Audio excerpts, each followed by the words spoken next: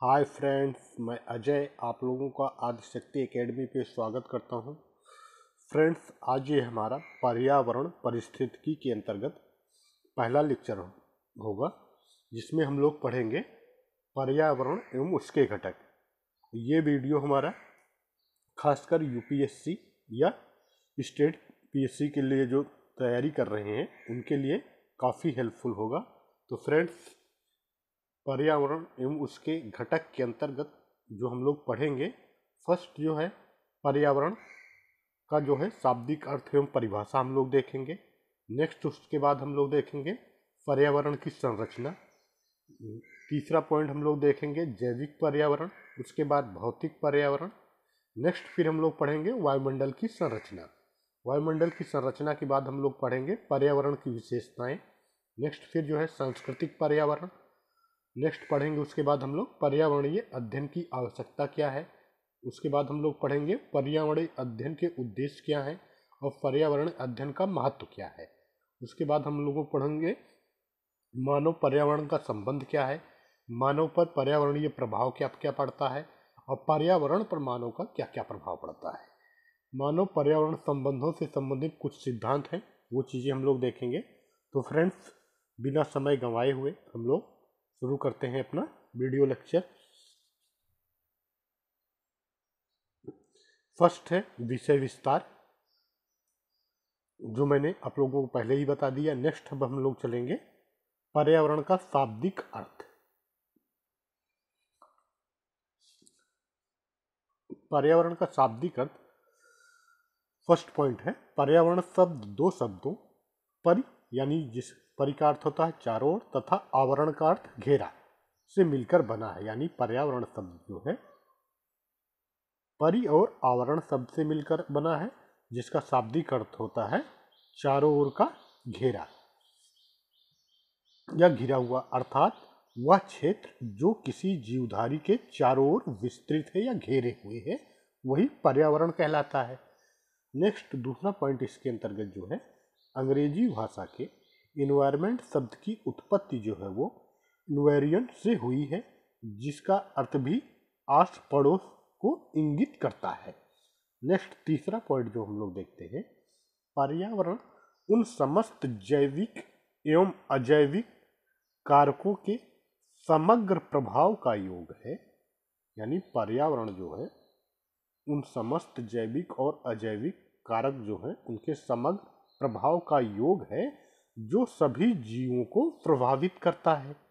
इसमें भौतिक व रासायनिक कारक, भौतिक और रासायनिक कारक के अंतर्गत क्या क्या आते हैं, जैसे जल, वायु, मृदा, प्रकाश, अग्नि, ताप और भौगोलिक स्थिति, ये चीजें हमारी भौतिक कारक के अंतर्गत आती हैं। नेक्स्ट जैविक कारक तथा जैविक कारक जैसे सूक्ष्म जीव, पेड़ पौधे और जीव जंतु सम्मिलित किए जाते हैं। नेक्स्ट इसके अंतर्गत अगला पॉइंट जो है पर्यावरण एक सापेक्षिक अवधारणा है, जो किसी जीव के आसपास की उन परिस्थितियों या परिवेश को दर्शाता है जो उन जीवों के विकास व परिवर्तन में सहायक होते हैं। इसको एक बार और हम रिवाइज कर लेते हैं। पर्यावरण एक सापेक्षिक अवधारणा है, जो किसी जीव के आसपास की उन परिस्थितियों या परिवेश को दर्शाता है जो उन जीवों के विकास व परिवर्तन में सहायक होते हैं। नेक्स्ट है पर्यावरण प्रकृति में किसी जीव के लिए वह उपयुक्त वातावरण है जिसमें वह जीवित रह सके।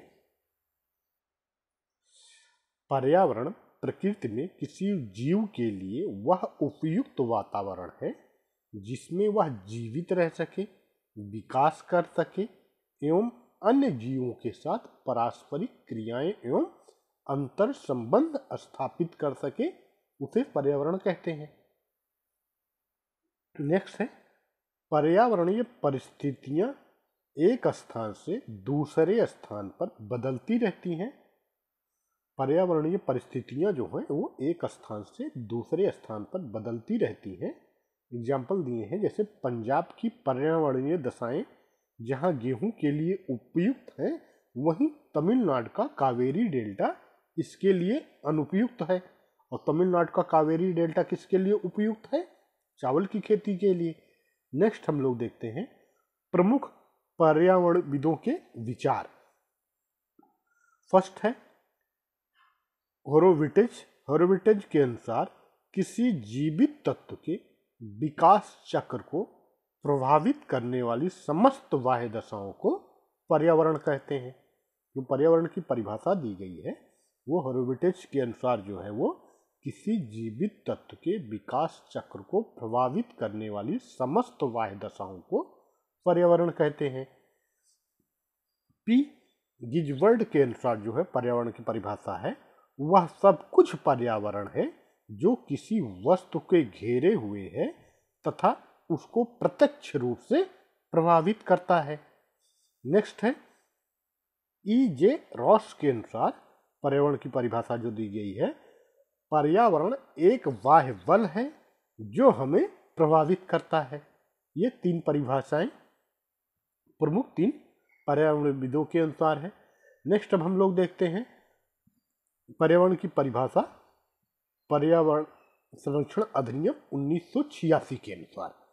पर्यावरण संरक्षण अधिनियम 1986 के अनुसार पर्यावरण के अंतर्गत वायु, जल, भूमि, मानव जीवन एवं उसके क्रियाकलाप एवं अन्य जीव जंतु, पेड़ पौधे, सूक्ष्म जीव तथा उनके अंतर संबंध सम्मिलित हैं। ये परिभाषा हमारी दी गई है पर्यावरण संरक्षण अधिनियम 1986 के अनुसार।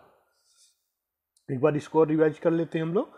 पर्यावरण के अंतर्गत वायु, जल, भूमि, मानव जीवन एवं उसके क्रियाकलाप एवं अन्य जीव जंतु, पेड़ पौधे, सूक्ष्म जीव तथा उनके अंतर संबंध सम्मिलित हैं। नेक्स्ट अब हम लोग देखेंगे पर्यावरण की संरचना, स्ट्रक्चर ऑफ एनवायरनमेंट। पर्यावरण संरचना के अंतर्गत पृथ्वी के जैविक एवं अजैविक दोनों घटक सम्मिलित होते हैं। पर्यावरण के अंतर्गत जो है वो पृथ्वी के जैविक एवं अजैविक दोनों घटक सम्मिलित होते हैं। जैविक घटक फर्स्ट हम लोग देखते हैं। जैविक घटक, इसके अंतर्गत जंतु, वनस्पति तथा सूक्ष्म जीव सम्मिलित होते हैं। सेकंड है अजैविक घटक, इसके अंतर्गत स्थल मंडल, वायुमंडल तथा जलमंडल को सम्मिलित किया जाता है। नेक्स्ट पॉइंट है उपर्युक्त घटकों के अतिरिक्त, यानी जैविक और अजैविक घटकों के अतिरिक्त मानव द्वारा प्राकृतिक वातावरण में परिवर्तन के परिणाम स्वरूप निर्मित सांस्कृतिक पर्यावरण भी अत्यंत महत्वपूर्ण है। जहां भौतिक पर्यावरण में मानव हस्तक्षेप करता न होकर एक घटक के रूप में है, वहीं सांस्कृतिक पर्यावरण में मानव एक सक्रिय हस्तक्षेप करता है। इसके अंतर्गत सामाजिक, आर्थिक, धार्मिक एवं राजनीतिक पर्यावरण सम्मिलित है। सांस्कृतिक पर्यावरण में क्या है कि मानव जो है इसमें एक सक्रिय हस्तक्षेप करता है और सांस्कृतिक पर्यावरण के अंतर्गत सामाजिक, आर्थिक, धार्मिक एवं राजनीतिक पर्यावरण को सम्मिलित किया जाता है। नेक्स्ट है हमारा पर्यावरणीय संरचना के प्रकार। पर्यावरण संरचना के प्रकार क्या है? फर्स्ट जैविक पर्यावरण। जैविक पर्यावरण यानी जैविक घटक जो होते हैं उसमें वनस्पति घटक, जंतु घटक और सूक्ष्म जीव घटक, तीन घटक आते हैं। जैविक पर्यावरण के अंतर्गत वनस्पति घटक, जंतु घटक और सूक्ष्म जीवीय घटक, ये तीन घटक आते हैं। भौतिक पर्यावरण यानी अजैविक घटक में स्थल मंडलीय घटक, वायुमंडलीय घटक, जलमंडलीय घटक और ऊर्जा घटक, ये चार चीजें आती हैं। भौतिक पर्यावरण में अजैविक घटक के अंतर्गत स्थल मंडलीय घटक, वायुमंडलीय घटक, जलमंडलीय घटक और ऊर्जा घटक। स्थल मंडलीय घटक के अंतर्गत मृदा, वायुमंडलीय घटक के अंतर्गत वायु और आर्द्रता आती है, जलमंडलीय घटक के अंतर्गत जल आता है और ऊर्जा घटक के अंतर्गत प्रकाश एवं ताप होता है। नेक्स्ट है हमारा पर्यावरण के भाग। पर्यावरण के भाग में हम देखते हैं पर्यावरण के कौन कौन से भाग हैं। वायुमंडल, जलमंडल, जलमंडल, स्थलमंडल और जैवमंडल, ये पर्यावरण के 4 भाग हैं। अब हम लोग देखते हैं जैविक पर्यावरण। जैविक पर्यावरण के अंतर्गत क्या क्या था हमारा, 3 चीजें, वनस्पति, जंतु और सूक्ष्म जीव। तो फर्स्ट हम लोग देखते हैं वनस्पति यानी पादप, प्लांट,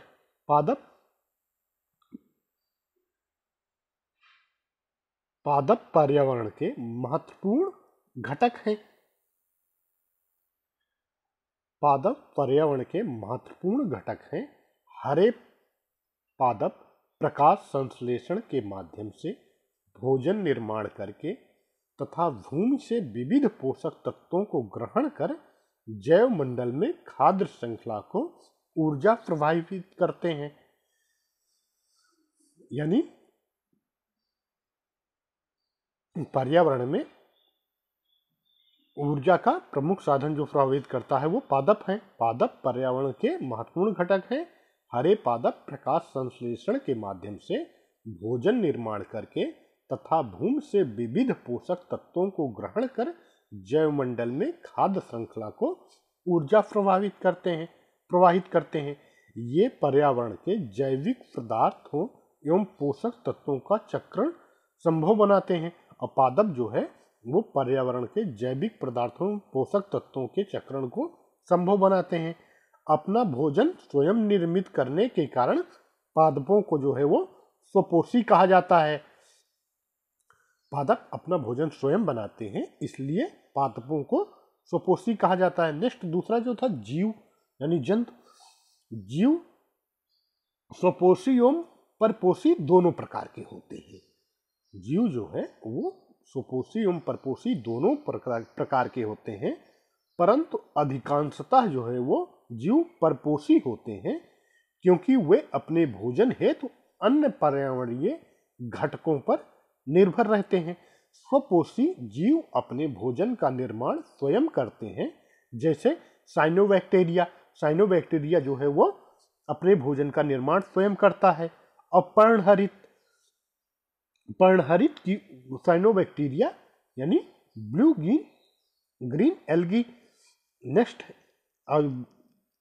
पर्णहरित की उपस्थिति में भोजन का निर्माण स्वयं कर लेता है। साइनोबैक्टीरिया यानी ब्लू ग्रीन एल्गी जो है पर्णहरित की उपस्थिति के कारण अपना भोजन जो है वो स्वयं निर्माण कर लेता है। नेक्स्ट है पोषण के स्रोत के आधार पर जीवों को 3 वर्गों में विभक्त किया जा सकता है। पोषण का जो स्रोत है उसके आधार पर जीवों को 3 भागों में विभक्त किया गया है। फर्स्ट है मृत जीवी। इस वर्ग के जीव जो है वो मृत जीवों एवं वनस्पतियों से भोजन प्राप्त करते हैं। उदाहरण इसका जो है जैसे कवक बैक्टीरिया। फर्स्ट मृतजीवी। इस वर्ग के जीव मृत जीवों एवं वनस्पतियों से भोजन प्राप्त करते हैं। उदाहरण कवक एवं बैक्टीरिया। दूसरा परजीवी। परजीवी जो है इस वर्ग के जीव पोषण हेतु अन्य जीवों पर निर्भर होते हैं। उदाहरण इसका जोंक, खटमल इत्यादि अनेक जीव आते हैं। नेक्स्ट है तीसरा प्राणी संभोजी। प्राणी संभोजी जीव के अंतर्गत इस वर्ग के जीव अपना भोजन ठोस अथवा तरल रूप में मुख से ग्रहण करते हैं। इनका भोजन पादप उत्पाद या जंतु उत्पाद अथवा दोनों हो सकता है। उदाहरण इसका जो है मनुष्य, कुत्ता, भालू, बंदर इत्यादि है। सूक्ष्म जीव। नेक्स्ट अब हम लोग तीसरा देखते हैं सूक्ष्म जीव। सूक्ष्म जीव जिन्हें अपघटक कहते हैं पौधों एवं जंतुओं के मृत शरीर में उपस्थित कार्बनिक यौगिकों का अपघटन करते हैं।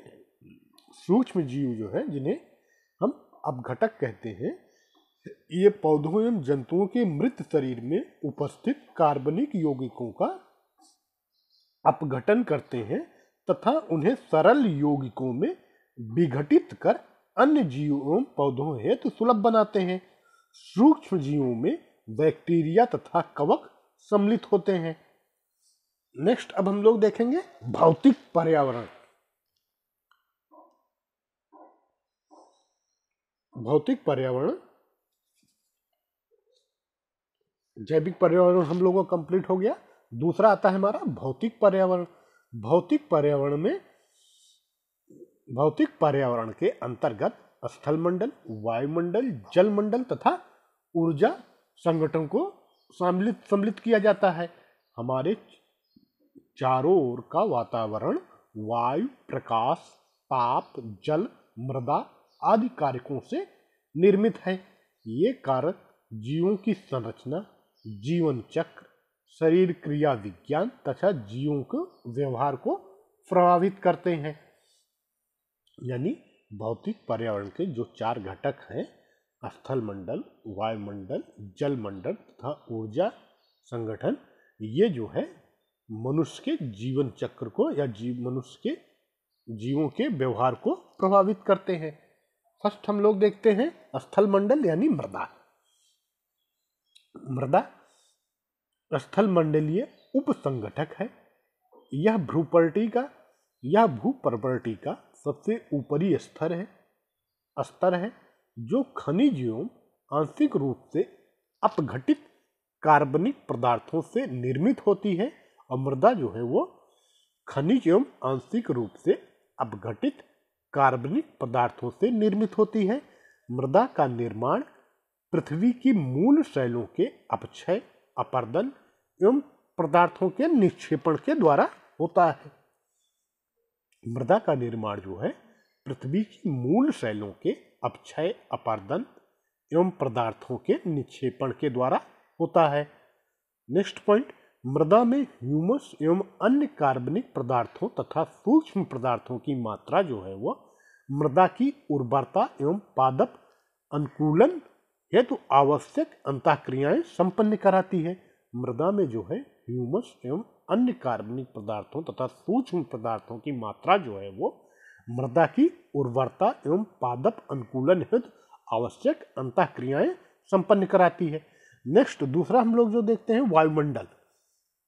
वायुमंडल एक बहुस्तरीय गैसीय अवधारणा है जो पृथ्वी को चारों ओर से घेरे हुए है।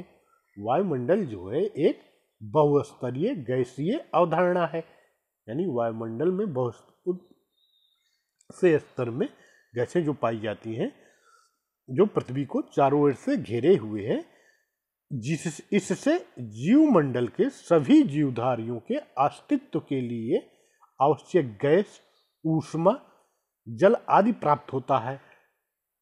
और वायुमंडल से जो है जीवमंडल के सभी जीवधारियों के अस्तित्व यानी जीवन के लिए जो है वो आवश्यक गैसें, ऊष्मा तथा जल आदि प्राप्त होता है। वायुमंडल पृथ्वी से उसके गुरुत्वाकर्षण बल द्वारा जुड़ा रहता है। वायुमंडल जो है वो पृथ्वी के गुरुत्वाकर्षण बल के कारण जुड़ा हुआ है। नेक्स्ट पॉइंट, वायुमंडल के अंतर्गत वायुमंडल के संपूर्ण द्रव्यमान का 99 यानी 99% भाग जो है पृथ्वी की सतह से 32 किलोमीटर की ऊंचाई तक पाया जाता है। वायुमंडल के संपूर्ण द्रव्यमान का 99% भाग जो है वो पृथ्वी की सतह से 32 किलोमीटर की ऊंचाई तक पाया जाता है तथा वायुमंडल की इसी परत में अधिकांश मौसमी एवं जलवायविक परिवर्तन घटित होते हैं।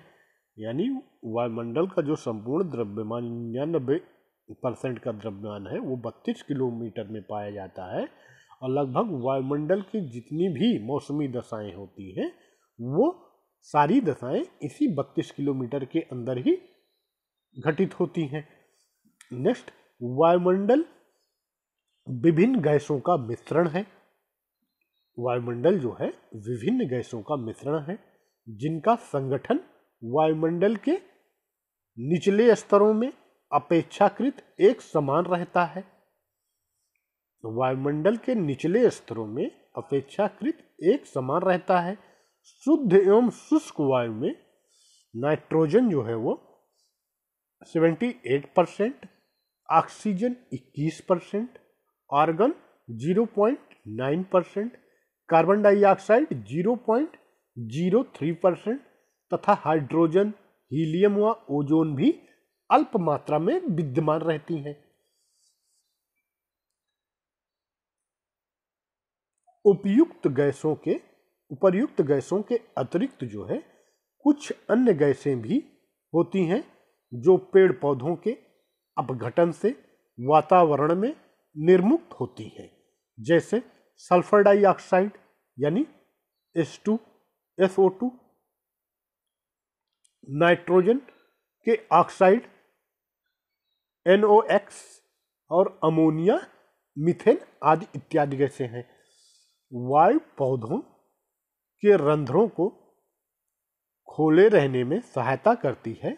वायु जो है वो पौधों के रंध्रों को खोले रहने में सहायता करती है, जिससे वे प्रकाश संश्लेषण एवं श्वसन की क्रिया सुचारू रूप से कर पाते हैं।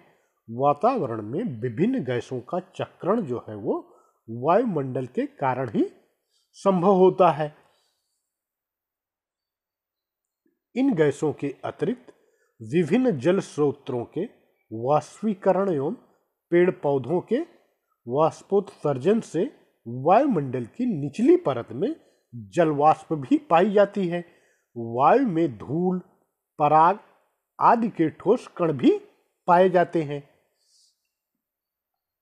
अब हम लोग देखते हैं वायुमंडल की संरचना। वायुमंडल की संरचना कैसी है? विभिन्न ऊंचाइयों पर तापमान एवं वायुदाब की विशेषता के आधार पर वायुमंडल को निम्नलिखित परतों में विभाजित किया गया है। वायुमंडल की परतों का विभाजन, वायुमंडल जो है 5 प्रमुख परतों में विभाजित किया गया है। फर्स्ट है क्षोभ मंडल, मध्यमंडल, वायुमंडल, समताप मंडल और अयन मंडल। पहले हम लोग देखते हैं क्षोभ मंडल, नेक्स्ट उसके बाद आता है समताप मंडल, फिर उसके बाद आता है मध्यमंडल, मध्यमंडल के बाद अयन मंडल, वो अयन मंडल के बाद वायुमंडल। ये 5 स्तर हमारे क्रम से हैं। क्षोभ मंडल, समताप मंडल, मध्यमंडल, अयन मंडल और वायुमंडल। हम लोग पढ़ते हैं क्षोभ मंडल के बारे में। यह वायुमंडल की सबसे निचली परत है, यानी वायुमंडल का जो सबसे निचला स्तर है, पृथ्वी के सबसे पास में या पृथ्वी पर की निचली परत पे, वह क्षोभ मंडल है और जिसकी ऊंचाई जो है वो ध्रुवों पर पृथ्वी की सतह से लगभग 8 किलोमीटर, और क्षोभ मंडल की ऊंचाई अगर हम लोग देखते हैं तो वो ध्रुवों पर जो है पृथ्वी की सतह से 8 किलोमीटर तथा विषुवत रेखा पर 18 किलोमीटर है, और विषुवत रेखा पर 18 किलोमीटर पाई जाती है। क्षोभ मंडल में जलवाष्प तथा धूल के कण उपस्थित होते हैं, और क्षोभ मंडल में जो है जलवाष्प तथा धूल के कण ज्यादा पाए जाते हैं। जलवायु तथा मौसम में परिवर्तन से संबंधित समस्त घटनाएं, जलवायु तथा मौसम में परिवर्तन से संबंधित समस्त घटनाएं जैसे आंधी, तूफान, वर्षा, चक्रवात इत्यादि वायुमंडल की इसी परत में घटित होती हैं। इस परत में प्रति 165 मीटर की ऊंचाई पर जाने पर तापमान में 1 डिग्री सेल्सियस की दर से गिरावट होती है। यानी क्षोभ मंडल में जब हम इस ऊंचाई पर जाते हैं और हर 165 मीटर की ऊंचाई पर जो है वो तापमान जो है वो 1 डिग्री सेल्सियस की दर से गिरता है। नेक्स्ट है समताप मंडल। समताप मंडल जो है ये क्षोभ मंडल की ऊपरी परत होती है, जिसकी ऊंचाई विषुवत रेखा पर 18 किलोमीटर से 50 किलोमीटर तक होती है।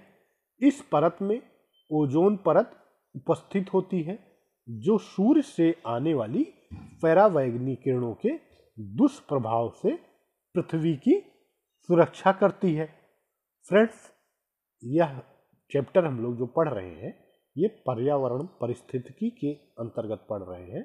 अगर आप लोगों को वायुमंडल या वातावरण के विषय में विस्तार से जानना है तो हमारा पिछला वीडियो ज्योग्राफी के अंतर्गत ही है, वातावरण विज्ञान के अंतर्गत प्लेलिस्ट में जाकर देख सकते हैं आप लोग।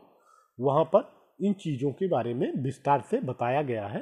जो लोग विस्तार से पढ़ना चाहते हैं तो वो हमारे पिछले वीडियो जो वातावरण के अंतर्गत है वहाँ पे जाके देख सकते हैं। इस वीडियो में हम लोग वायुमंडल के बारे में सिर्फ शॉर्ट रूप में जो जो मुख्य पॉइंट है उसी के बारे में पढ़ रहे हैं। तो समताप मंडल में क्या होता है, यह क्षोभ मंडल की ऊपरी परत होती है जिसकी ऊंचाई विषुवत रेखा पर 18 किलोमीटर से 50 किलोमीटर तक होती है। समताप मंडल जो है वो क्षोभ मंडल के बाद विषुवत रेखा पर 18 किलोमीटर से शुरू होती है और 50 किलोमीटर तक जाती है। यानी समताप मंडल की ऊंचाई जो है वो 18 से 50 किलोमीटर तक है। इस परत में ओजोन परत उपस्थित होती है और समताप मंडल में ही ओजोन परत पाई जाती है जो सूर्य से आने वाली, ओजोन परत जो है सूर्य से आने वाली परावैंगनी किरणों के दुष्प्रभाव से पृथ्वी की सुरक्षा करती है।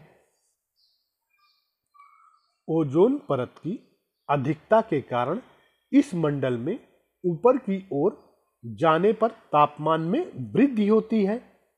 इस परत में वायुमंडलीय या मौसम संबंधी घटनाएं नहीं घटित होती, इसीलिए इस परत में वायुयानों की उड़ानों के लिए आदर्श परिस्थितियां विद्यमान होती हैं।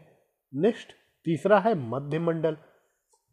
समताप मंडल के ऊपर मध्य मंडल पाया जाता है जिसकी ऊंचाई 50 से 80 किलोमीटर तक होती है। मध्य मंडल की ऊंचाई जो है वो 50 से 80 किलोमीटर तक होती है। मध्य मंडल में ऊंचाई के साथ तापमान में गिरावट आती है। नेक्स्ट, चौथा आयन मंडल। आयन मंडल में मध्य मंडल के ऊपर आयन मंडल पाया जाता है। यह वायुमंडल का आयनित भाग है। आयन मंडल जो है वो वायुमंडल का आयनित भाग है जो पृथ्वी की सतह से लगभग 80 किलोमीटर से 700 किलोमीटर की ऊंचाई तक विस्तृत है। आयन मंडल सौर विकिरण द्वारा आयनित होता है। इसका उपयोग हम रेडियो तथा टेलीविजन के प्रसारण में करते हैं या किया जाता है। नेक्स्ट, पांचवा बहिर्मंडल। बहिर्मंडल के अंतर्गत यह वायुमंडल की सबसे बाह्य परत है जहां वायुमंडल एवं अंतरिक्ष परस्पर मिले जुले प्रतीत होते हैं।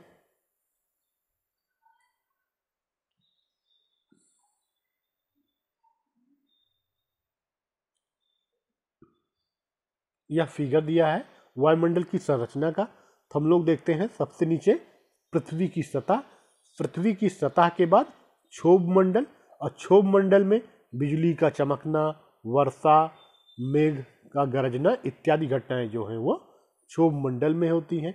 यहाँ पर हम लोग देखते हैं ध्रुवों की साइड में तो क्षोभ मंडल की ऊंचाई 8 किलोमीटर है और विषुवत रेखा पर जो है वो क्षोभ मंडल की ऊंचाई 18 किलोमीटर है। उसके बाद हमारा शुरू होता है समताप मंडल। समताप मंडल में क्या होता है, जेट वायुयान उड़ाने के लिए यहाँ पर परिस्थितियां जो हैं वो अनुकूल पाई जाती हैं और मौसम गुब्बारा, जो कहीं कहीं इधर हल्के बादल जो दिखाई देते हैं वो पाए जाते हैं। नेक्स्ट, उसके बाद हम लोग देखते हैं समताप मंडल की ऊंचाई जो है वो भूमध्य रेखा से 18 किलोमीटर से 50 किलोमीटर की ऊंचाई तक पाया जाता है। उसके बाद हमारा मध्य मंडल स्टार्ट होता है और मध्य मंडल की ऊंचाई जो है वो 50 से 80 किलोमीटर तक की है। उसके बाद हमारा स्टार्ट होता है आयन मंडल। आयन मंडल जो है वो 80 से 700 किलोमीटर तक पाया जाता है और आयन मंडल में रेडियो तरंगे, टेलीविजन इत्यादि के लिए प्रयोग किया जाता है और यहीं पर हमारा उल्का पिंड का मिश्रण स्टार्ट होता है। नेक्स्ट उसके बाद हमारा स्टार्ट होता है बहिर्मंडल। बहिर्मंडल में ही कृत्रिम उपग्रह स्थापित किए जाते हैं और बहिर्मंडल जो है वो 700 किलोमीटर की ऊंचाई के बाद स्टार्ट होता है। नेक्स्ट जो है हमारा तीसरा है आर्द्रता।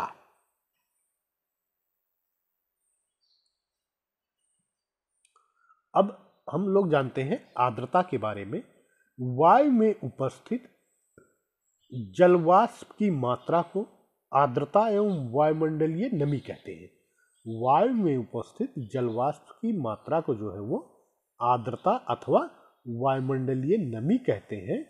आर्द्रता को निरपेक्ष आर्द्रता एवं सापेक्ष आर्द्रता के रूप में परिभाषित किया जाता है। आर्द्रता जो है को दो रूपों में परिभाषित किया जाता है, एक निरपेक्ष आर्द्रता और दूसरी सापेक्ष आर्द्रता। किसी स्थान पर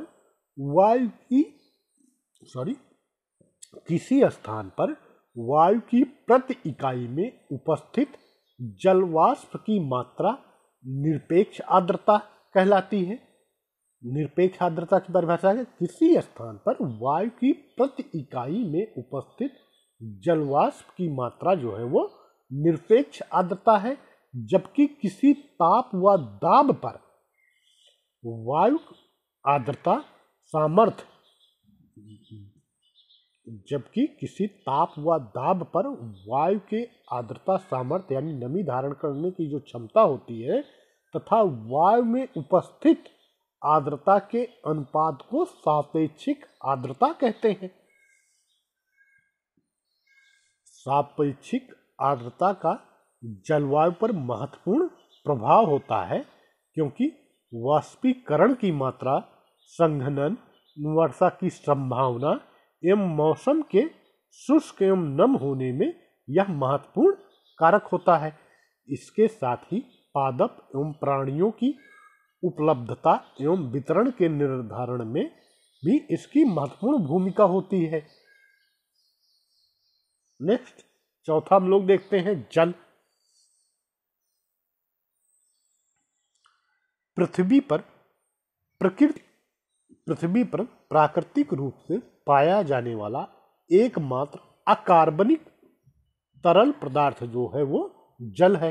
यानी जल जो है वो एक अकार्बनिक पदार्थ है, जो पृथ्वी पर एकमात्र अकार्बनिक पदार्थ पाया जाता है, जो कि जीवों के संसाधन, पारिस्थितिकी या आवास के रूप में प्रयोग किया जाता है। पृथ्वी का लगभग 71% भाग जो है वो जल से घिरा हुआ है। बिना जल के परितंत्र की क्रियाशीलता संभव नहीं है। बिना जल के परितंत्र की क्रियाशीलता संभव नहीं है। नेक्स्ट पॉइंट इसके अंतर्गत हम लोग देखते हैं, जल विभिन्न रूपों में पृथ्वी एवं उसके वायुमंडल में उपलब्ध है, जो पृथ्वी को एक विशेष ग्रह का दर्जा प्रदान करता है। और जल जो है पृथ्वी को एक विशेष ग्रह का दर्जा प्रदान करता है तथा उस पर रहने वाले समस्त सजीव प्राणियों को जीवन जीने का आधार प्रदान करता है। जल चक्रीय माध्यम से वातावरण में पहुंचता रहता है तथा जलवाष्प के रूप में भी वातावरण में विद्यमान रहता है। Next point, oxygen, carbon dioxide तथा अन्य गैसें जल में आंशिक रूप से घुली रहती हैं। जल के अंदर ऑक्सीजन की आपूर्ति वायु से तथा जलीय पौधों के प्रकाश संश्लेषण द्वारा होती है। नेक्स्ट पांचवा हम लोग देखते हैं ऊर्जा संघटक। ऊर्जा संघटक, पृथ्वी पर ऊर्जा का प्रधान स्रोत जो है वो सूर्य है। हरे पौधे सूर्य के प्रकाश द्वारा प्रकाश संश्लेषण करके ऊर्जा एकत्र करते हैं। पृथ्वी पर ऊर्जा का प्रधान स्रोत जो है वो सूर्य है, और हरे पौधे जो है हम लोग देखते हैं कि सूर्य के प्रकाश द्वारा जो है वो प्रकाश संश्लेषण करके ऊर्जा एकत्र करते हैं तथा इसे अन्य जीवों हुए सुलभ बनाते हैं। पृथ्वी के तल पर प्राप्त होने वाली संपूर्ण सौर ऊर्जा को सूर्यताप या सौर विकिरण कहते हैं। पृथ्वी के तल पर प्राप्त होने वाली जो संपूर्ण सौर ऊर्जा है उसको हम सूर्यताप या सौर विकिरण के रूप में जानते हैं। नेक्स्ट है, सौर ऊर्जा पृथ्वी के तापमान में महत्वपूर्ण भूमिका निभाती है। यह पृथ्वी के सभी जीवों के क्रियाकलापों एवं भौतिक पर्यावरण को प्रभावित करती है। सौर ऊर्जा जो है वो तापमान में महत्वपूर्ण भूमिका निभाती है। यह पृथ्वी के समस्त जीवों के क्रियाकलापों भौतिक पर्यावरण को प्रभावित करती है। ऊर्जा संघटक के अंतर्गत प्रकाश तथा तापमान को सम्मिलित किया जाता है। ऊर्जा संगठन में दो चीजें प्रकाश तथा ताप को सम्मिलित किया जाता है। फर्स्ट हम लोग देखते हैं प्रकाश। प्रकाश एक महत्वपूर्ण जलवायवीय कारक है तथा समस्त जीवधारियों के लिए सूर्य ही ऊर्जा का मुख्य स्रोत है। पौधे प्रकाश की उपस्थिति में प्रकाश संश्लेषण क्रिया द्वारा अपने भोजन का निर्माण करते हैं तथा जंतु भोजन के लिए पेड़ पौधों पर निर्भर रहते हैं। नेक्स्ट पॉइंट, दृश्य स्पेक्ट्रम की तरंग दैर्घ्य जो है वो 400 से 700 नैनोमीटर होती है। दृश्य स्पेक्ट्रम की तरंग दैर्घ्य 400 से 700 नैनोमीटर होती है। इसे प्रकाश संश्लेषी सक्रिय विकिरण भी कहते हैं, यानी दृश्य स्पेक्ट्रम को प्रकाश संश्लेषी सक्रिय विकिरण भी कहा जाता है।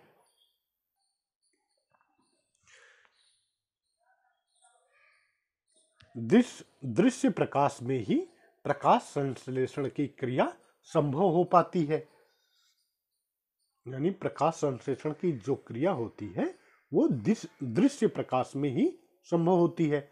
नेक्स्ट, अधिकांश परावैंगनी किरणें समताप मंडल में उपस्थित ओजोन परत द्वारा अवशोषित कर ली जाती हैं तथा इनका कुछ भाग ही पृथ्वी पर पहुंचता है। तरंग दैर्घ्य के आधार पर परावैंगनी तरंगें 3 प्रकार की होती हैं। First, UVA. यूवीए जो है ये 315 से 400 नैनोमीटर। सेकंड, यूवीबी 280 से 315 nm। और तीसरा यूवीसी 100 से 280 nm। इसमें केवल यूवीए ही पृथ्वी तक पहुंच पाती है। और ये जो परावैंगनी 3 प्रकार की परावैंगनी तरंगें होती हैं, इसमें से केवल जो यूवीए है जिसका स्पेक्ट्रम जो है वो 315 से 400 नैनोमीटर है, वही पृथ्वी तक पहुंच पाती है। जबकि यूवीसी एवं यूवीबी की अधिकांश मात्रा जो है वातावरण द्वारा यानी ओजोन परत द्वारा परिवर्तित कर दी जाती है। यूवीसी तथा यूवीबी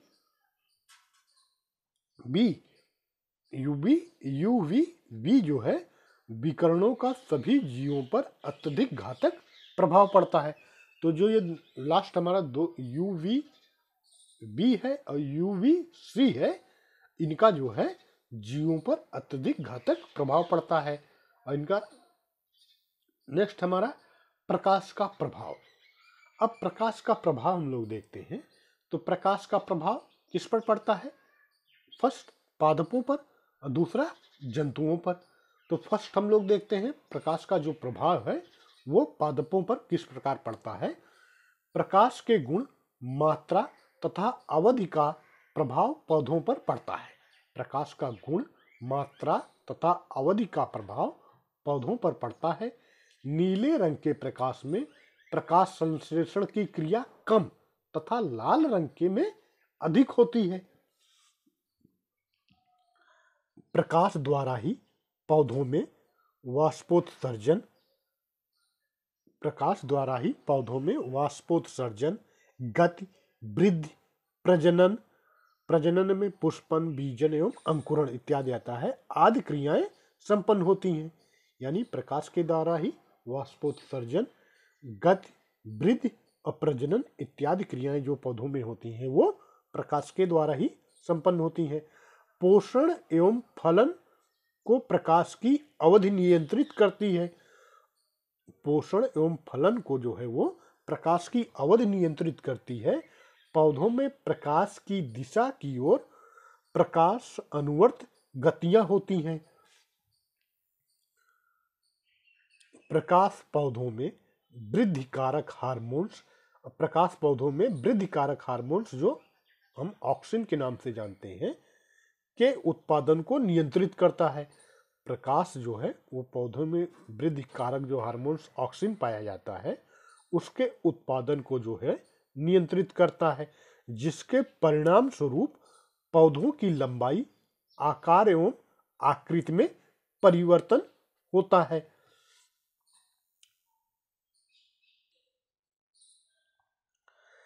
बीजों के अंकुरण में लाल प्रकाश सबसे अधिक प्रभावी होता है। यानी बीजों के अंकुरण में अगर प्रकाश का कलर देखा जाए तो लाल रंग के प्रकाश जो है वो सबसे अधिक प्रभाव डालते हैं। पुष्पन की क्रिया को संपन्न करने के लिए आवश्यक प्रकाश की मात्रा को दीप्त कलिता कहते हैं।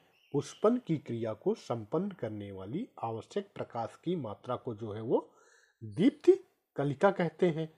अब हम लोग देखते हैं जंतुओं पर प्रकाश का प्रभाव। जंतुओं पर प्रकाश का प्रभाव, फर्स्ट पॉइंट, जंतुओं के उपपाचय, गैसीय अनुक्रियाएं व लक्षणों की घुलनशीलता पर प्रकाश का सीधा प्रभाव पड़ता है।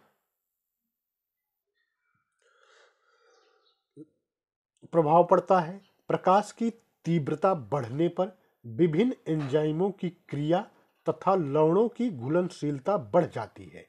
प्रकाश की तीव्रता जब बढ़ती है तो जंतुओं में जो एंजाइम का निर्माण होता है या लवणों की घुलनशीलता होती है वो बढ़ जाती है, जिससे जंतु अधिक फुर्तीले एवं सक्रिय नजर आते हैं। नेक्स्ट दूसरा पॉइंट इसके अंतर्गत, प्रकाश जंतुओं में शारीरिक आवरण क्या है? त्वचा और बाल में प्रवेश कर उनमें उत्तेजना। प्रकाश जो है जंतुओं के शारीरिक आवरण में त्वचा पर बाल जो होते हैं उसके माध्यम से जो छिद्र होते हैं में प्रवेश कर उत्तेजना, सक्रियता, आयनीकरण और विभिन्न शारीरिक कोशिकाओं के प्रोटोप्लाज्म की उष्णता का कारण बनता है। परावैंगनी किरणें विभिन्न जीवों के डीएनए में उत्परिवर्तन भी कर सकती हैं। यानी परावैंगनी किरणें जो हैं वो विभिन्न जीवों के डीएनए में उत्परिवर्तन भी कर सकती हैं। नेक्स्ट है, प्रकाश जंतुओं के शरीर व रंग को भी प्रभावित करता है। जल में रहने वाले जीवों की त्वचा तुलनात्मक रूप से रंगहीन एवं आंखें निष्क्रिय हो जाती हैं। जो जल में जीव पाए जाते हैं उनमें अधिकांश जीवों का रंग जो है वो रंगहीन होता है और आंखें निष्क्रिय। भूमंडल के विभिन्न भागों में प्रकाश की तीव्रता व उपलब्धता के अनुसार ऐसे अनेक उदाहरण देखने को मिलते हैं। नेक्स्ट पॉइंट, विभिन्न जीवों में परिवर्धन का तीव्र एवं धीमा होना तथा उनकी चालन गति पर प्रकाश का प्रभाव स्पष्ट रूप से दिखाई देता है। विभिन्न जीवों में परिवर्धन का तीव्र एवं धीमा होना तथा उनकी चालन गति पर प्रकाश का प्रभाव स्पष्ट रूप से दिखाई देता है। उदाहरण जो है, केकड़े का लार्वा प्रकाश की तीव्रता बढ़ने पर अधिक गतिशील हो जाता है। नेक्स्ट, प्रकाश की दीप्तकलिता यानी दैनिक अवधि अनेक पक्षियों स्तनधारियों के प्रजनन, प्रवास तथा उनकी शारीरिक संरचना में ऋतुनिष्ठ परिवर्तन लाती है, जो उनके जीवन चक्र को नई स्फूर्ति देती है। नेक्स्ट, अब हम लोग देखते हैं प्रकाश के बाद तापमान। तापमान के बारे में फर्स्ट पॉइंट है, तापमान जो है ऊर्जा का एक रूप है जो किसी पदार्थ के गर्म या ठंडा होने का परिमाण होता है। तापमान जो है वो ऊर्जा का एक रूप है जो कि किसी पदार्थ के गर्म या ठंडा होने का परिमाण होता है। वातावरण में ताप का मुख्य स्रोत जो है वो सूर्य माना गया है, जबकि पृथ्वी के भीतर ताप का स्रोत जो है वो ज्वालामुखी लावा है।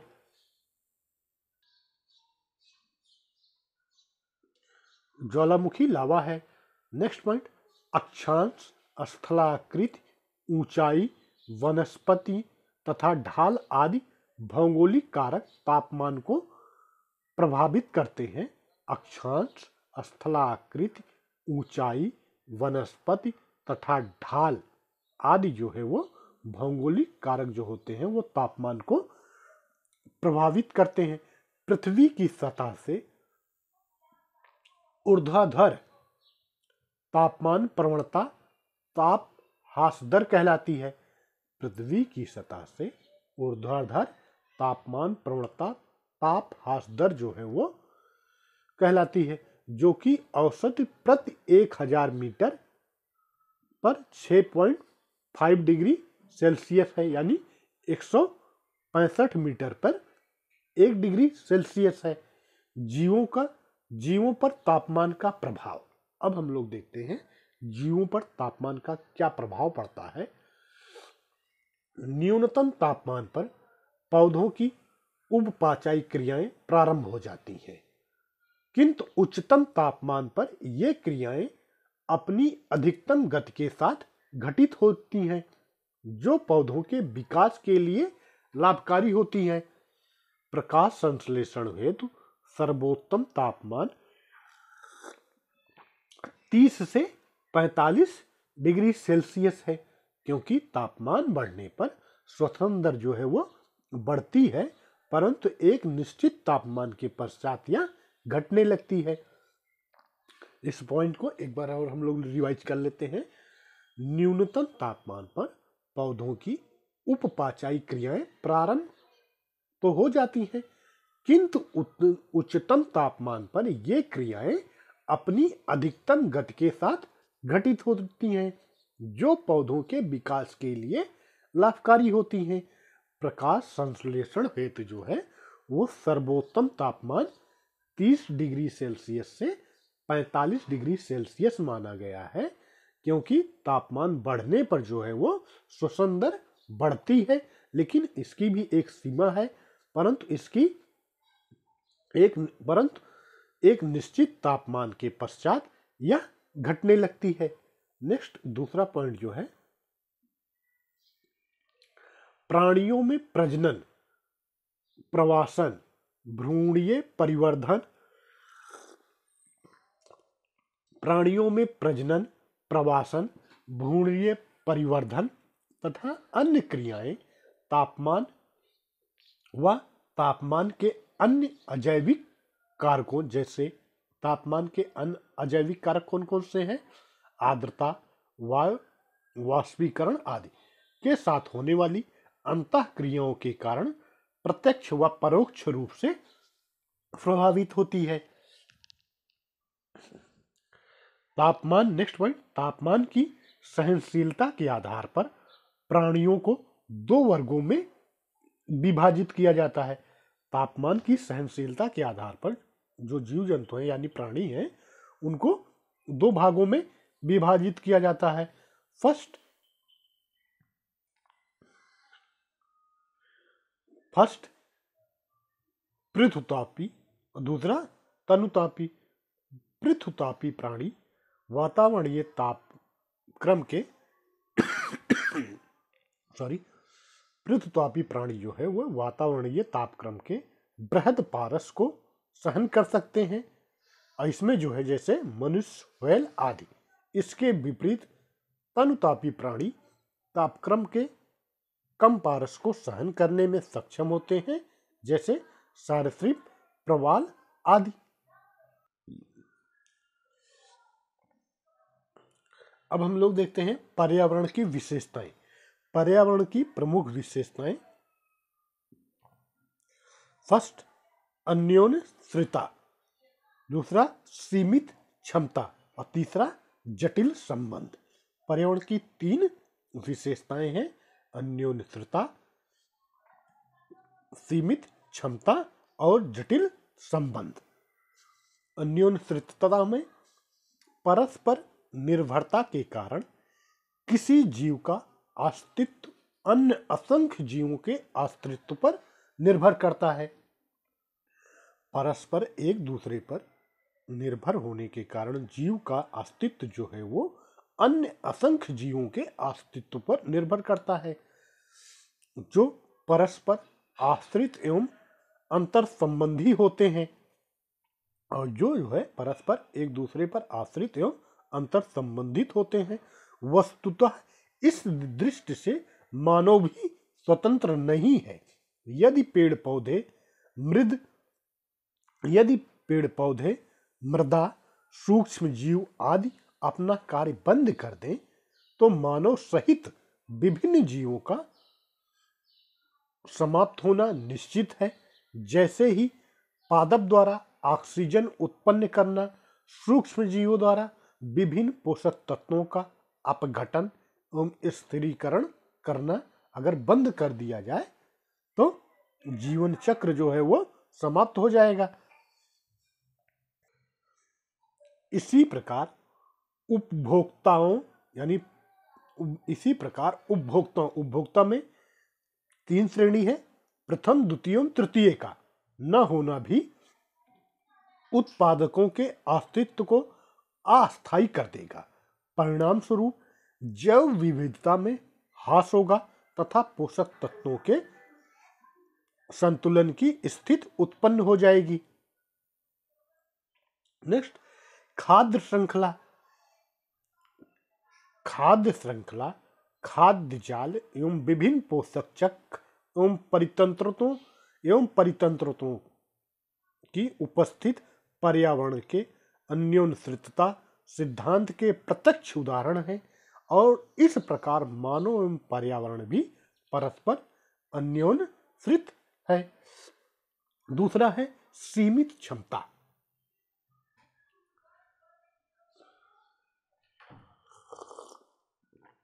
पौधे निश्चित मात्रा में सूर्य किरणें ग्रहण करते हैं और एक निश्चित सीमा तक ही ऑक्सीजन उत्पन्न कर सकते हैं। यह जो है सीमित क्षमता है। तीसरा है जटिल संबंध। जटिल संबंध पर्यावरण में जीव एवं तत्वों की अन्योन्यश्रितता एवं उनकी सीमित क्षमता ने संबंधों को जटिल बना दिया है। जहां कोई भी तत्व स्वतंत्र नहीं है, पर्यावरण में दृश्यमान वस्तुएं वैसी नहीं है जैसी दिखाई देती हैं। उनकी संरचना, अंतःक्रियाएं एवं उनका अन्य से संबंध उन्हें और जटिल बना देता है। नेक्स्ट, भौतिक तथा जैविक पर्यावरण उनके घटक विभिन्न जीवों को आधार एवं आश्रय प्रदान करते हैं। भौतिक तथा जैविक पर्यावरण एवं उनके घटक विभिन्न जीवों को आधार एवं आश्रय प्रदान करते हैं और उनके विकास एवं संवर्धन हेतु आवश्यक दशाएं उपलब्ध कराते हैं तथा उन्हें प्रभावित भी करते हैं। भौतिक पर्यावरण की यांत्रिक एवं रासायनिक समशिष्ट तथा उनकी अंतःक्रियाओं में निरंतर हो रहे परिवर्तन से ही जैविक पर्यावरण की उत्पत्ति मानी जाती है। भौतिक पर्यावरण की यांत्रिक एवं रासायनिक समष्टि तथा उनकी अंतर क्रियाओं में निरंतर हो रहे परिवर्तन से ही जैविक पर्यावरण की उत्पत्ति मानी जाती है, जहां पोषक तत्वों की बहुलता एवं उपयुक्त दशाओं ने पर्यावरण को विविधतापूर्ण एवं परिवर्तनशील बनाया है। नेक्स्ट है पॉइंट हमारा, समय के साथ भौतिक एवं जैविक पर्यावरण में होने वाले परिवर्तन जैसे स्थलाकृत, ज्वालामुखी, ऋतुएं, जलवायु एवं जीवों हेतु प्रतिकूल एवं अनुकूल दशाओं के आधार पर मनुष्य ने समाज एवं संस्कृति की एक संरचना विकसित की है, जिसमें वह एक सामाजिक सांस्कृतिक पर्यावरण का निर्माण करता है।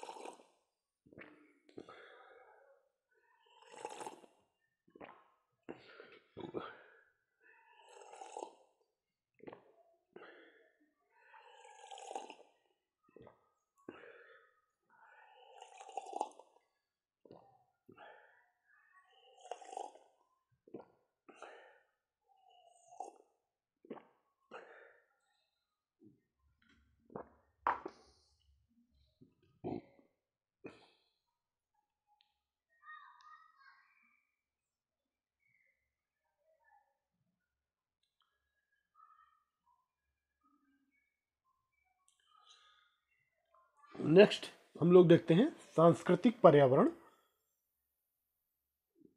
सांस्कृतिक पर्यावरण का संबंध मुख्य रूप से मनुष्य जाति से है, क्योंकि मनुष्य श्रेष्ठ प्राणी होने के कारण अपने समूहों, समुदायों, रूढ़ियों, परंपराओं, आदर्शों तथा सामाजिक विरासत को लेकर सांस्कृतिक पर्यावरण का निर्माण करता है।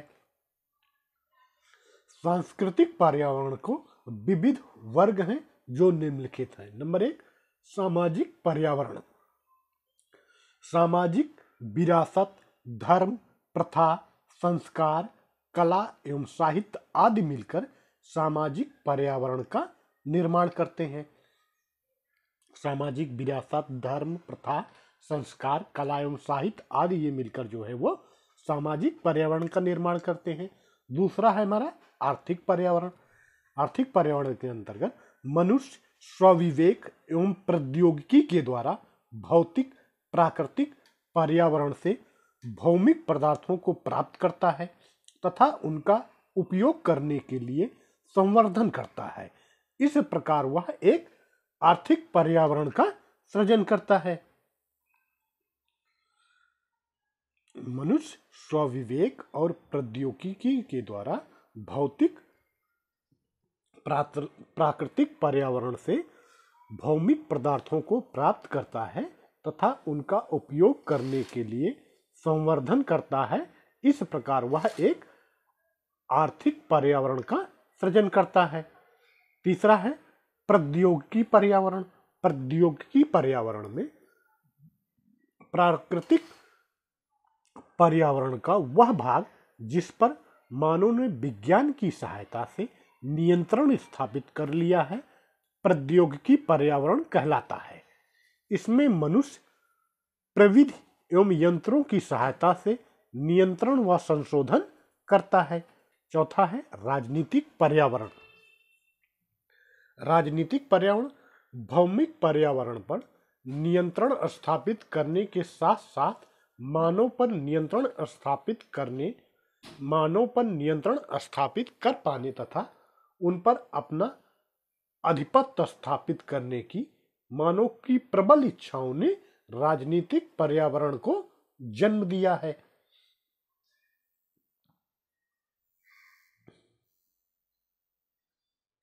नेक्स्ट, मनोवैज्ञानिक पर्यावरण।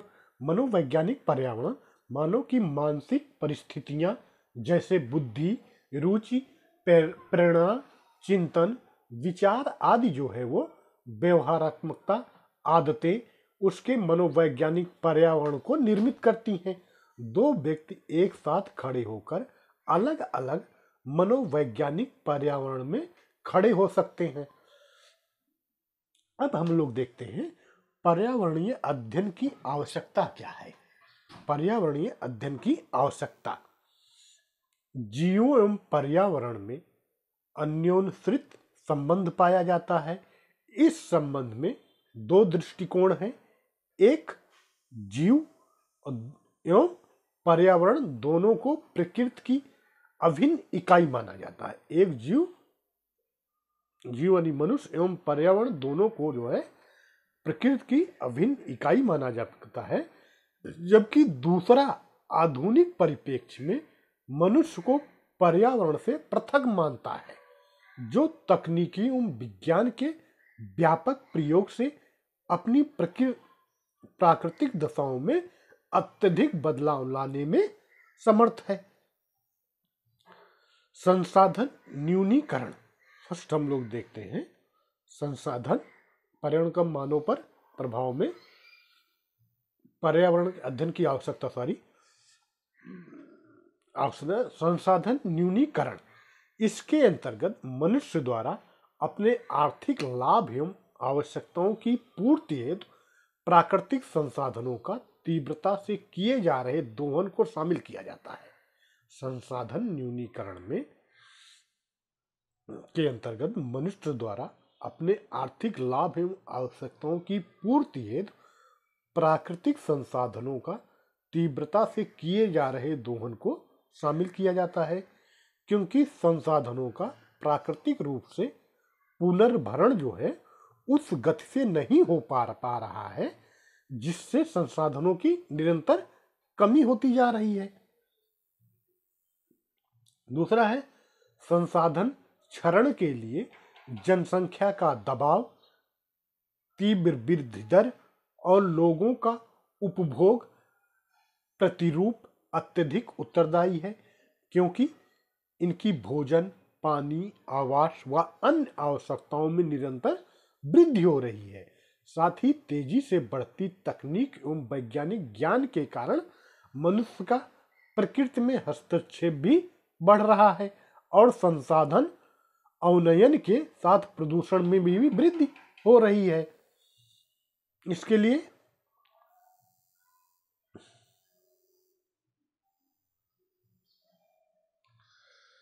नेक्स्ट, चूंकि विश्व के विभिन्न देश विकास की विभिन्न अवस्थाओं से गुजर रहे हैं, प्रत्येक देश शीघ्र विकसित होने का आकांक्षी है, जिससे विकास के साथ ही पर्यावरण संबंधी समस्याएं भी बढ़ रही हैं।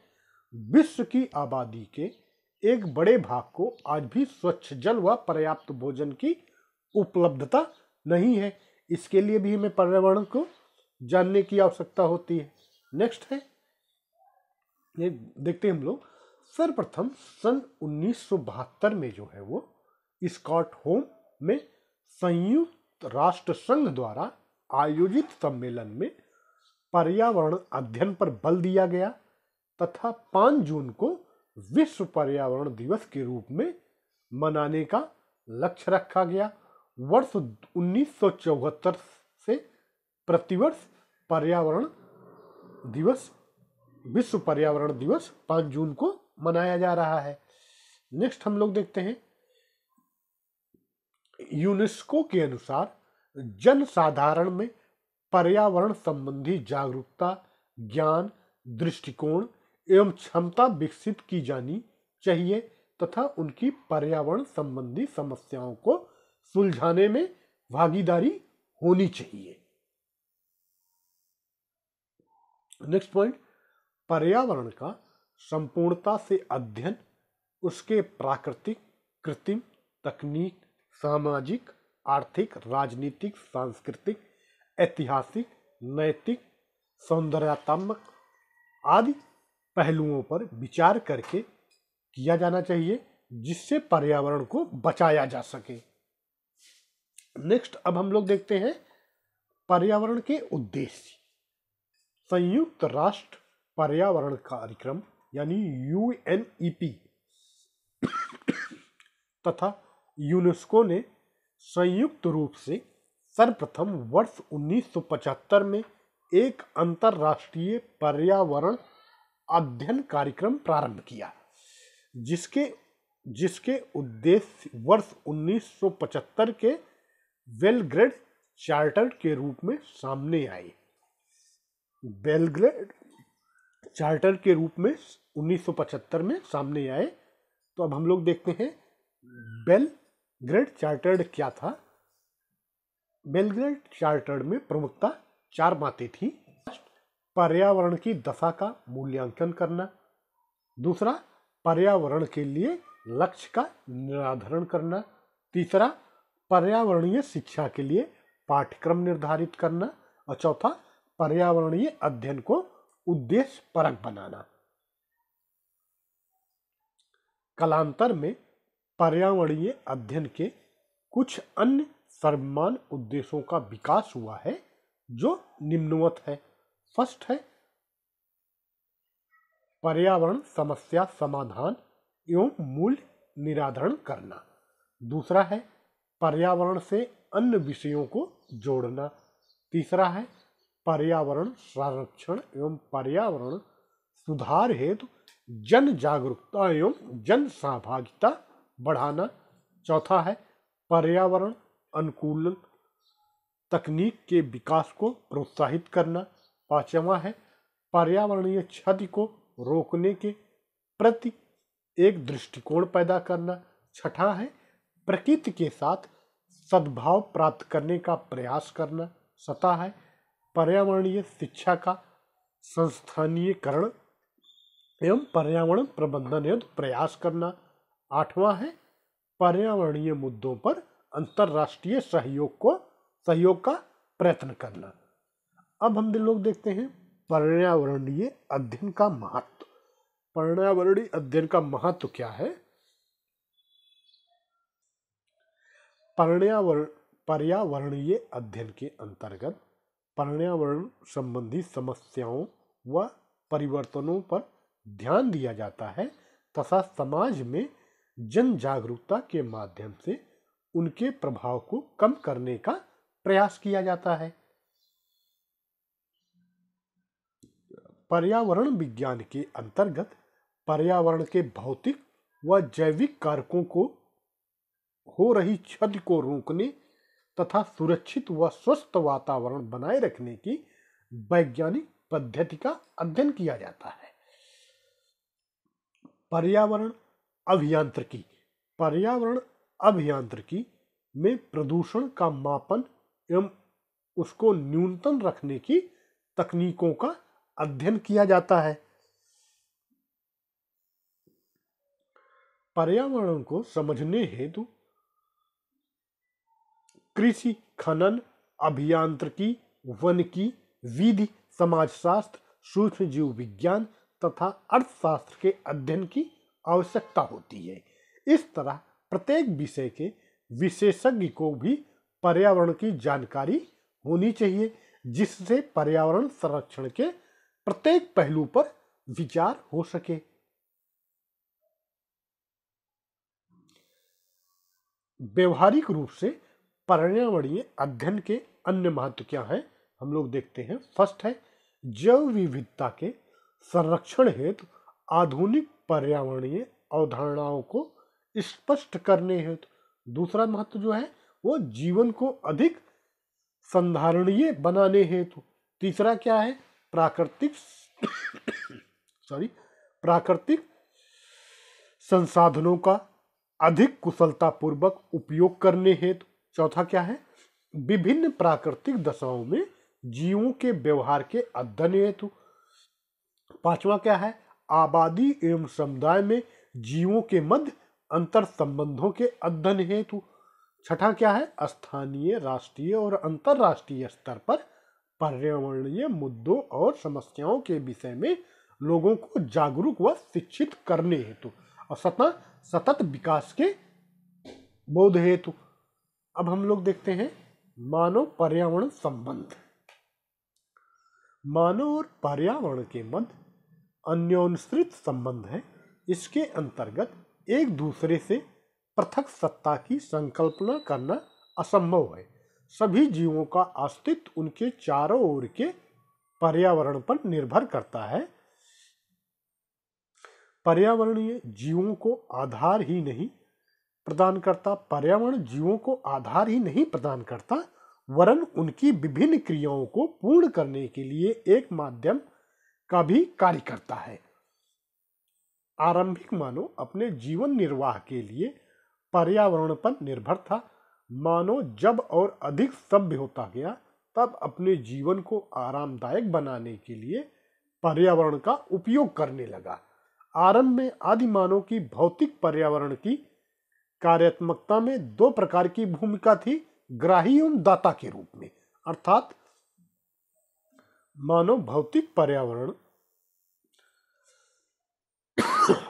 से अन्य जीवों के समान ग्राही के रूप में संसाधन यानी फूल, फल, पशु, मांस आदि प्राप्त करता था, तथा पर्यावरणीय संसाधन के दाता के रूप में अनजाने में वो फलों व फूलों के बीजों को बिखेर कर अपना योगदान भी करता था।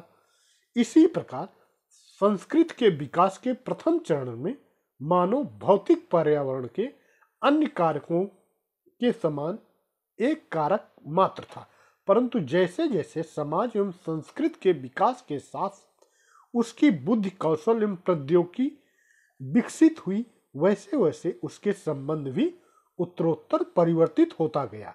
अर्थात जो मानव प्रारंभ में प्रकृति में ग्राही व दाता की भूमिका में था, वही आगे चलकर उसका स्वामी बन बैठा।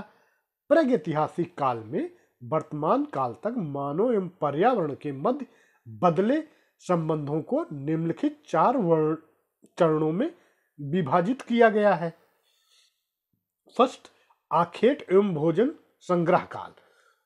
आखेट एवं भोजन संग्रह काल में यह काल मानव संस्कृति तथा सभ्यता का प्रारंभिक काल था, जो आदि मानव से संबंधित है।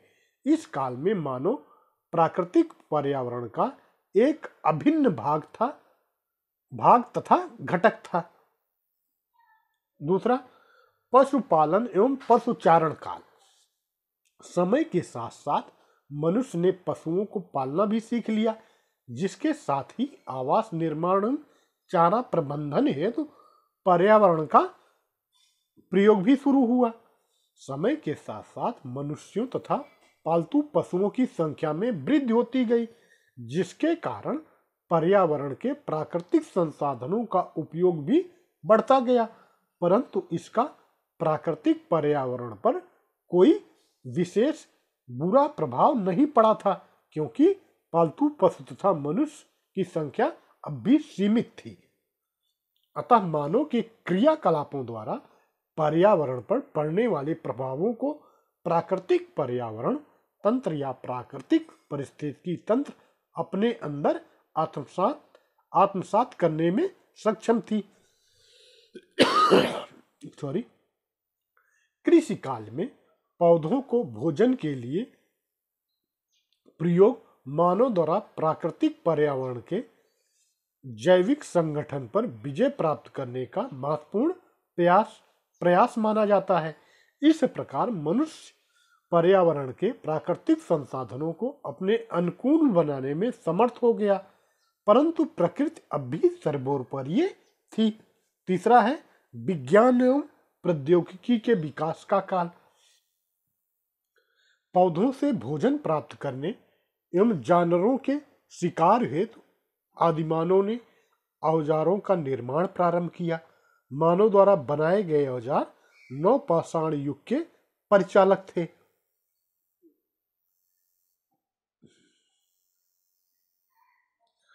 मानव द्वारा 7वीं से 6वीं शताब्दी ईसा पूर्व में लोहे का प्रयोग हथियार बनाने में किया गया। नेक्स्ट पॉइंट, प्रौद्योगिकी के विकास क्रम में 9वीं सदी में प्रारंभ औद्योगिक क्रांति की, जो 1800 के आसपास शुरुआत हुई, जिसके परिणाम स्वरूप प्राकृतिक संसाधनों का दोहन प्रारंभ हो गया। औद्योगिकीकरण के प्रारंभ होने से मनुष्य तथा पर्यावरण के संबंधों में कटुता आई। इस प्रकार प्रौद्योगिकी विकसित होती गई तथा पर्यावरण के साथ उसकी भूमिका तथा संबंध में भी लगातार परिवर्तन होते रहे। अब हम लोग देखते हैं मानव पर पर्यावरणीय प्रभाव। मानव पर पर्यावरण का प्रभाव निम्नलिखित रूपों में पड़ता है। फर्स्ट, जैव भौतिक सीमा द्वारा।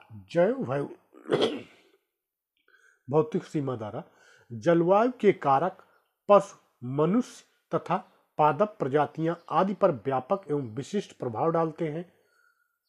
जलवायु के जो कारक होते हैं पशु, मनुष्य तथा पादप प्रजातियों आदि पर जो है वो व्यापक एवं विशिष्ट प्रभाव डालते हैं। अत्यधिक तापमान, वर्षा, आर्द्रता, ऊंचाई आदि मानव के विकास में बाधा उत्पन्न करते हैं। इसी प्रकार उच्च तापमान वाले क्षेत्रों में स्वास्थ्य आदि समस्याएं उत्पन्न होती हैं, जैसे डेंगू का अत्यधिक प्रभाव।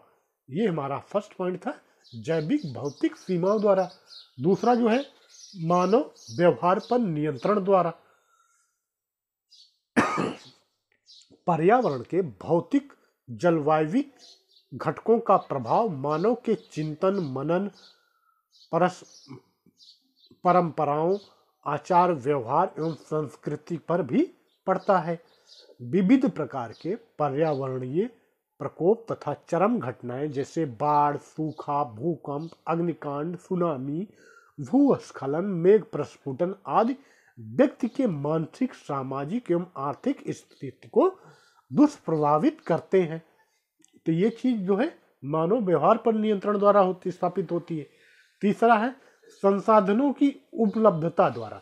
मानव के आर्थिक एवं सामाजिक विकास के लिए प्राकृतिक संसाधनों का अत्यधिक महत्व है। साथ ही इसके द्वारा मानव के आर्थिक विकास के स्तर का मूल्यांकन भी संभव होता है।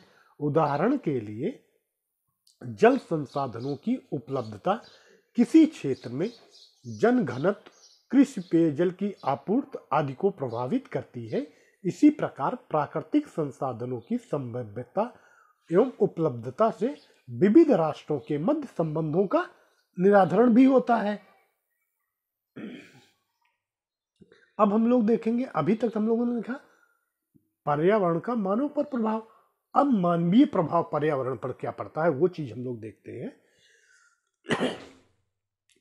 सृष्टि के जीवों में मानव एकमात्र प्राणी है जिसे यह योग्यता प्राप्त है कि आर्थिक, सामाजिक, राजनीतिक एवं तकनीकी क्रिया द्वारा पर्यावरण के भौतिक परिवेश में परिवर्तन कर सांस्कृतिक परिवेश की रचना कर सकता है। इसे निम्न दो रूपों में स्पष्ट किया जा सकता है। फर्स्ट है पर्यावरण पर मनुष्य का प्रत्यक्ष प्रभाव।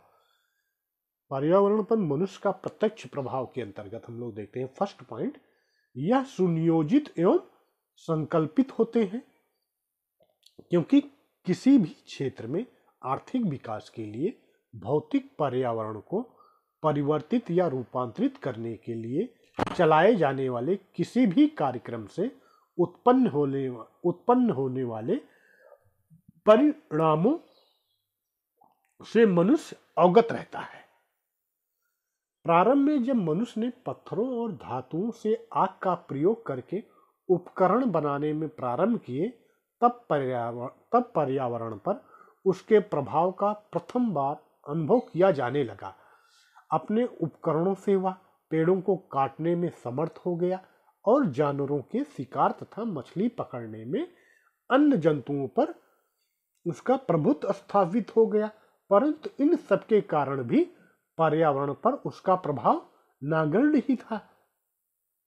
औद्योगिक क्रांति के दौरान वाष्प इंजन, अन्य मशीनों के आविष्कार से तथा धातुओं के अधिक प्रयोग से मनुष्य को पर्यावरण में अपनी आवश्यकता के अनुसार परिवर्तन के अवसर मिलने लगे। इस प्रकार भौतिक पर्यावरण के भी तत्वों को बदलने का वह एक सक्रिय कारक बन गया। समय के साथ जनसंख्या में वृद्धि होने से भोजन की आवश्यकता में वृद्धि हुई, जिसके परिणाम स्वरूप मानव ने कृषि भूमि में विस्तार के लिए वनों को काटकर साफ किया, घासों को जलाया तथा अन्य क्रियाकलापों द्वारा पर्यावरण को प्रभावित किया। नेक्स्ट है, खाद्यान्न उत्पादन में वृद्धि के लिए प्रारंभ की गई हरित क्रांति ने कृषि में कृत्रिम उर्वरकों का प्रयोग को बढ़ावा दिया, जिससे अनेक पर्यावरणीय समस्याएं उत्पन्न हो रही हैं। नेक्स्ट है, मौसम में रूपांतरण कार्यक्रम के द्वारा वर्षण को प्रेरित करने के लिए क्लाउड सीडिंग तथा ओलावृष्टि को रोकना या नियंत्रित करना मानव द्वारा पर्यावरण को प्रत्यक्ष रूप से प्रभावित करता है। अब क्लाउड सीडिंग क्या है ये भी हम लोग जान लेते हैं। क्लाउड सीडिंग की प्रक्रिया के अंतर्गत ठोस कार्बन डाइऑक्साइड तथा आयोडीन के कुछ यौगिकों के प्रयोग के द्वारा अतिशीतलित बूंदों को घनीभूत करना सम्मिलित होता है। पर्यावरण पर दूसरा देखते हैं, पर्यावरण पर मनुष्य का अप्रत्यक्ष प्रभाव क्या पड़ा। मनुष्य द्वारा पर्यावरण पर अप्रत्यक्ष प्रभाव न तो पहले से सोचा गया होता और न ही नियोजित होता है। यह प्रभाव मनुष्य द्वारा किए गए विकास प्रयासों तथा कार्यों के फलस्वरूप उत्पन्न होते हैं। आर्थिक क्रियाकलापों से पर्यावरण पर पड़ने वाले मनुष्य के अप्रत्यक्ष प्रभाव शीघ्र दिखाई नहीं पड़ते हैं। इसका प्रमुख कारण आर्थिक क्रियाओं तथा उनसे उत्पन्न होने वाले परिणामों में समय शिथिलता है, अर्थात आर्थिक क्रियाकलापों द्वारा पारिस्थितिकी तंत्र के कुछ संघटकों में सामान्य स्तर से मंद गति वाले परिवर्तन होते हैं तथा ये परिवर्तन पारिस्थितिकी तंत्र की संवेदनशीलता को कम करने में अत्यधिक समय लेते हैं। फर्स्ट, नगरीकरण में वृद्धि और औद्योगिक विस्तार के कारण प्रदूषण करने वाले तत्वों का अधिक मात्रा में पारिस्थितिकी तंत्र में विमोचन हो रहा है। पारिस्थितिकी तंत्र में विमोचन हो रहा है तथा इसकी मात्रा दिनों दिन तीव्र गति से बढ़ रही है। इसी प्रकार से प्रदूषक तत्वों नगरों तथा कारखानों से निकलने वाले कचरे गंदे जल के नाले के माध्यम से जलाशयों, झीलों तथा नदियों तक पहुंचते हैं तथा उनके जल को दूषित करते हैं। हाइड्रोकार्बन ईंधन को जलाने से वायुमंडल में कार्बन डाइऑक्साइड के संग्रहण में वृद्धि हुई है। औद्योगिक क्रांति के पहले वायुमंडल में कार्बन डाइऑक्साइड की भौतिक मात्रा जो है वो 0.029% या 290 ppm थी, परंतु वर्तमान समय में वर्ष 2018 में से देखा जाए तो वायुमंडल में कार्बन डाइऑक्साइड के संग्रहण का स्तर जो है वो 0.04% या 400 ppm तक पहुंच गई है, जो औद्योगिक क्रांति के पहले के CO2 के स्तर से लगभग 28% की वृद्धि को दर्शाता है।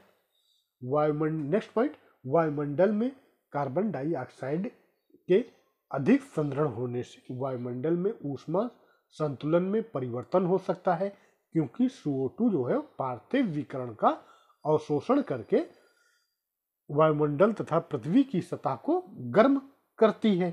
तो CO2 जो है वो पार्थिव विकिरण का अवशोषण करती है। ओजोन गैस पृथ्वी पर वनस्पति तथा जंतुओं के लिए रक्षा कवच है, क्योंकि यह सूर्य की परावैंगनी किरणों को अवशोषित कर लेती है तथा पृथ्वी की सतह को अत्यधिक गर्म होने से बचाती है। मानव कार्यों द्वारा निम्न प्रकार से ओजोन गैस का क्षरण हो रहा है, जैसे रेफ्रिजरेटरों तथा एयर कंडीशनरों में प्रयुक्त तरल पदार्थों और सुपरसोनिक जेट विमानों से निकलने वाले नाइट्रोजन के ऑक्साइड के कारण ओजोन यानी O3 का ऑक्सीजन में परिवर्तन हो जाता है और इस प्रकार ओजोन का रिक्तीकरण होता रहता है। इस तरह ओजोन की रिक्तता का परिणाम यह होगा कि सूर्य की परावैंगनिक किरणों तथा वायुमंडल में अवशोषण घटता जाएगा तथा भूतल के तापमान में आवश्यकता से अधिक वृद्धि होने के कारण त्वचा कैंसर में वृद्धि होगी, मनुष्य के शरीर में प्रतिरक्षण क्षमता का ह्रास होगा, प्रकाश संश्लेषण में कमी होगी, जल ग्रहण क्षमता तथा फसल उत्पादन में भी ह्रास होगा। निष्कर्षतः आज मनुष्य के कारण पर्यावरण प्रदूषित हो रहा है। प्रदूषण केवल वायु, जल और भूमि को ही प्रभावित नहीं करता, अपितु जैवमंडल के जीवों पर भी इसका प्रभाव पड़ता है। अब हम लोग देखते हैं मानव पर्यावरण संबंधों से संबंधित सिद्धांत।